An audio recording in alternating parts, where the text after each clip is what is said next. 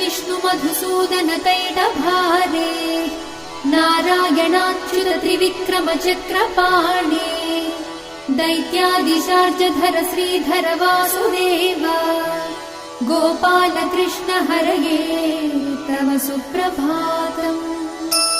श्री रुक्मिणी सभवनास हरे मुरारे राधेश गोपसि स्वरूप भृगादिवन्द्या श्रीद्वारकाश्रय विकुण्ठपते भुवनैकमूर्ते गोपाल देव हरये तव सुप्रभातम्।